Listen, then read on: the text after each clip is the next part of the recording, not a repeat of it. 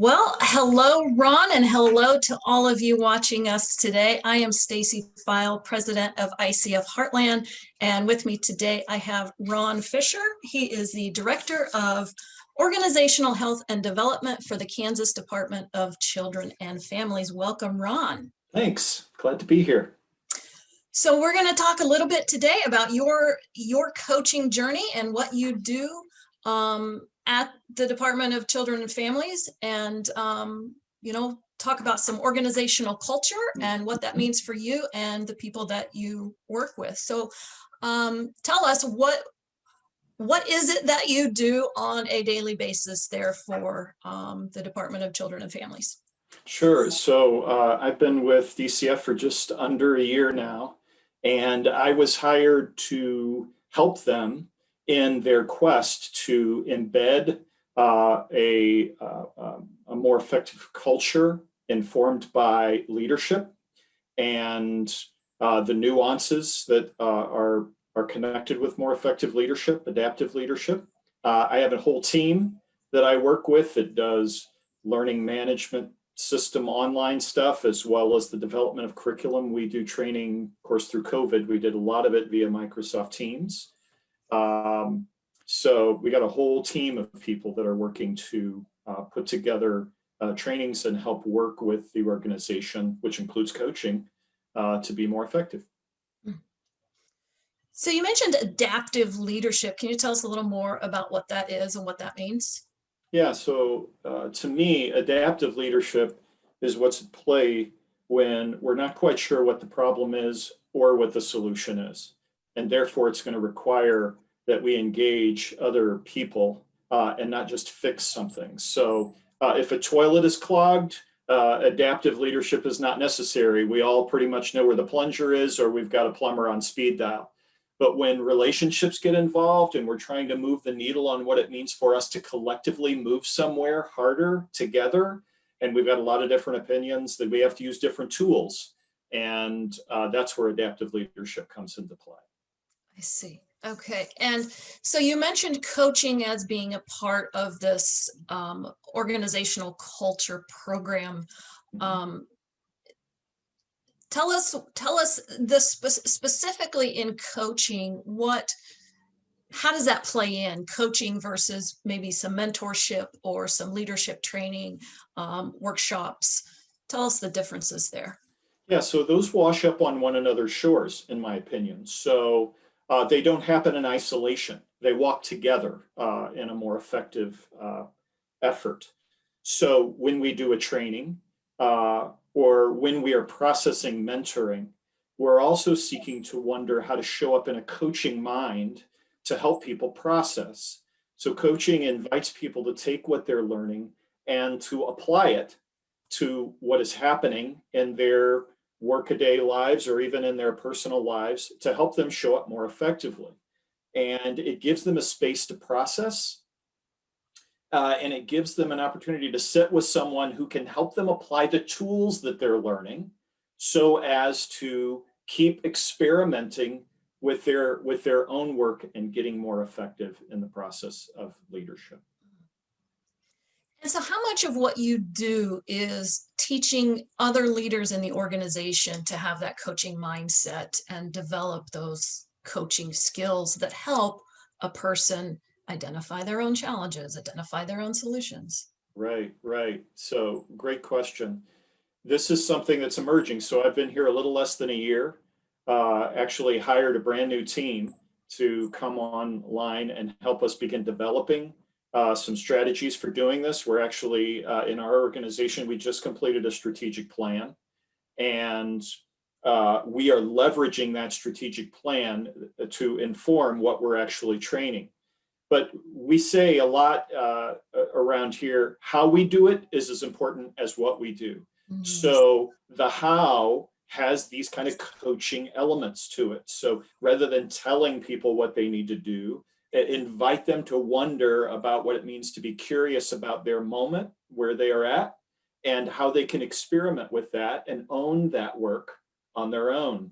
So certainly, we're unapologetic when a plunger is needed, We can get out a plunger and say, okay, let's be clear about what's up here. But most of the time, in particular in the work of culture development, we're inviting people to grow as well as the organization to grow. So we've all got learning to do. And when we affirm that, listen, this isn't about perfection. This is about our mutual growth together and showing up for one another. So if you're growing and I'm growing, then we're growing. And if we're doing that in a common direction, the culture is emerging because we are co-owning that work. You're not just doing it because you're told to do it. You're doing it because it makes sense and we're developing together. Gotcha. Yeah. So in thinking about the how, you have been a coach for a while. Tell us your journey into coaching and what makes that aspect of what you do so important for you. Yeah, so at a values level, I've been in kind of the people transformation work, what I would call the people transformation work my entire life. I dig that work.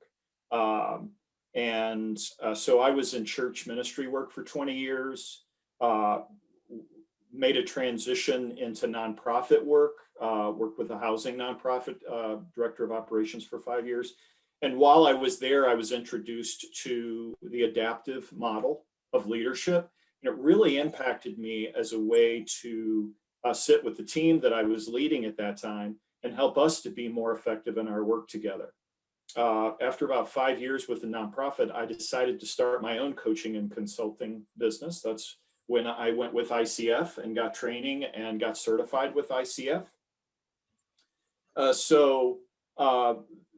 I really enjoyed having my own coaching and consulting work because I was doing the work that I love to do. But what was missing for me is I loved working with teams. So I loved the idea of being able to be in an organization and working with them to help them accomplish these bigger goals that represented real progress around culture. When I got to sit with DCF, I was so impressed with Laura Howard, our secretary, who had a real sense of wanting the organization to grow in its capacity for leadership, and she understood adaptive leadership. And I tell you what, DCF does some of the hardest work in our state, in my opinion. They go to tough places to stand for kids and families. And if anyone deserves to have the best tools at their disposal, in particular around leadership and effectiveness, DCF absolutely does. And we're seeking to give our best for them. That's wonderful. That's such important work right now, and continuing on into the future will be as important, if not more, given the challenges we have in the world today. So you mentioned ICF. I'm curious what drew you to ICF as a coaching organization and as an accredited organization for you to seek for training? Yeah, so part of it is stumbling in. Part of it is very selfish motivation. So let me start with the stumbling. Through a local community leadership program, I got exposed to an organization called the Kansas Leadership Center. And that's where I was exposed to adaptive leadership and some of the tools that surrounded that. And their effective work invited to be more intrigued with other trainings that they had. And I actually wound up doing coaching training with them, which was an ICF certified organization. So that's the stumbling part. Just wound up in it. It just made sense. As I moved into my own coaching and consulting business, there was this idea of credentialing that was at play. So it just made sense to take my training and to seek to parlay that into a certification. And ACC certification, it just happened. I just said, okay, I'm going to do this. And 5 years later, completed my PCC training before I came on with DCF. But I've really found it an asset. And in particular, as I've grown in the profession, the colleagues, the training opportunities, the ethics that are baked in, that create an accountability, I'd recommend it to anyone. And I'm sure glad, amidst the stumbling, that I stumbled this direction, and I don't regret it a bit. Oh, that's wonderful to hear. And so you are a member of ICF. We'll just kind of jump to our local organization here. How was that process for you? Kansas Leadership Center is obviously located here in Wichita, Kansas. And so that may have been just a natural extension of that stumbling, but I'm curious what made you decide to affiliate, or what was a precipitous for affiliating with ICF Heartland as your local chapter? Well, as I remember it, one automatically got me the other. So when I leaned into ICF, I was automatically able to be a part of ICF Heartland. And I didn't realize it at the time, but it gave me an immediate connection with local colleagues. And I knew some of them through some of my training. So it made it easy, because I had already developed a relationship with them, to just kind of lean in, and they introduced me to someone else, and they introduced me to someone else. And here I am now with this consortium of fellows that I'm just appreciative to be associated with. You bet. Wonderful. Do you still do private coaching outside of your work with DCF? Not as much of late. Okay. I'll tell you what, DCF is 2,500 strong statewide. And to me is given the challenge of showing up and to build a team to show up for that 2,500. You throw in the completion of our strategic plan, throw in me learning the organization, and it's been about as much as I can say grace over in the last year.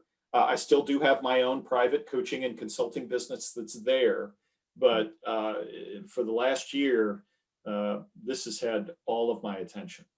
Yeah, well, it sounds like deservedly so.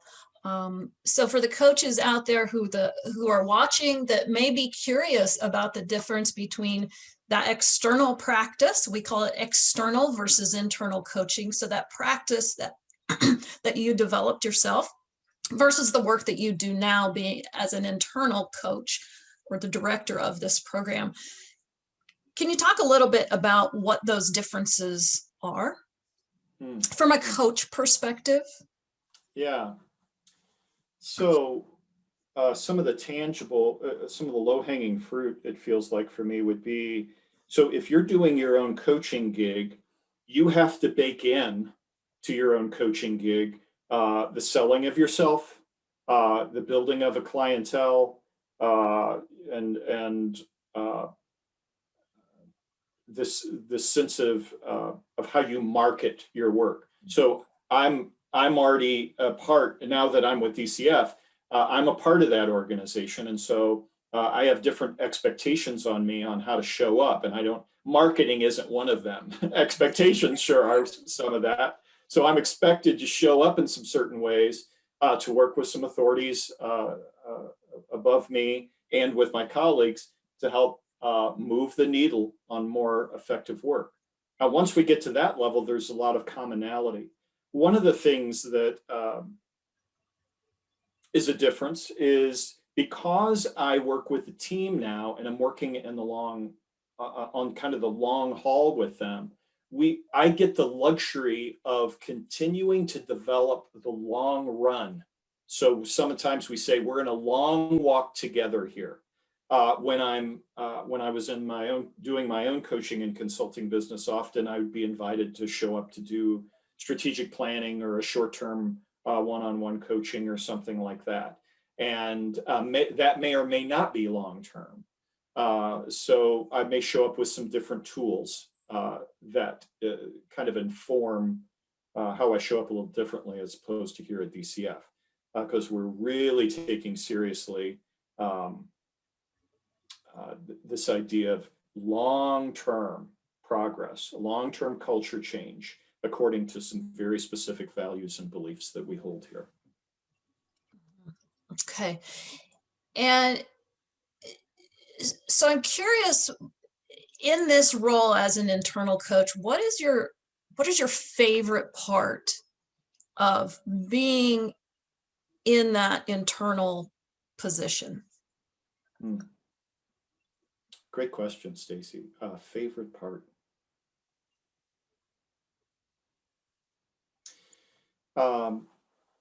So as I admitted to you earlier, I really love working with a team.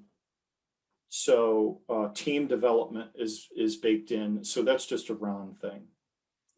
But I still, some of the commonalities and all of the history that I've been up to is being able to introduce people to concepts that are connected with more effective leadership, and then help be their, hopefully, one of their greatest encouragers and advocates as they are seeking to apply that learning to their real everyday lives. Acknowledging struggle, so sitting in struggle with them, but also in inviting them to leverage tools to look over the struggle and make sure, okay, remember, we're going this way and you're doing it. You know, when you're in the midst of the weight, it may not feel that, but the needle is moving and you are a part of the needle. So I love the encouragement part, and love it when people get a sense of their own development. It's just rich stuff for me. Yeah. I'm curious, who helped you overcome hurdles for yourself?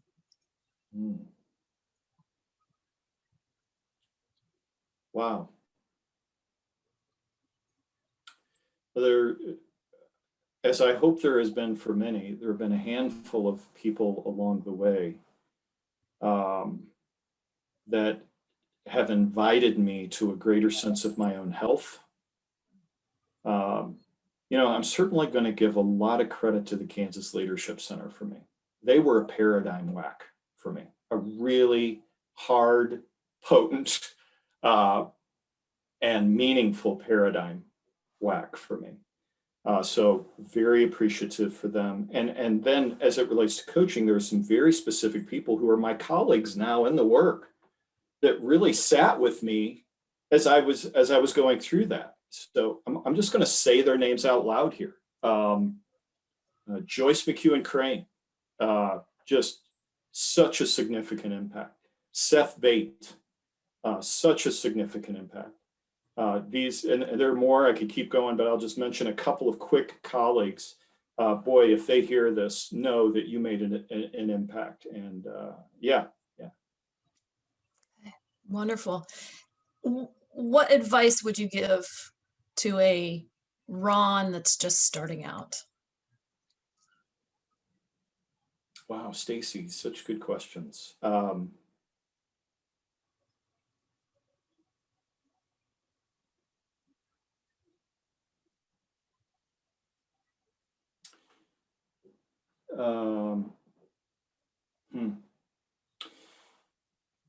So I'll ramble a bit. So here we go.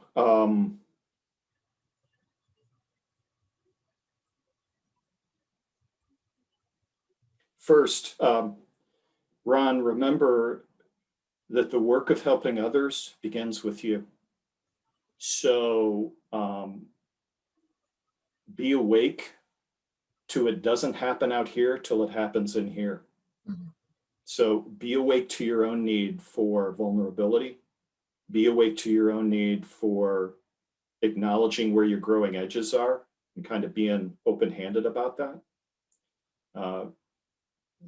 So that's one. Another thing I would say is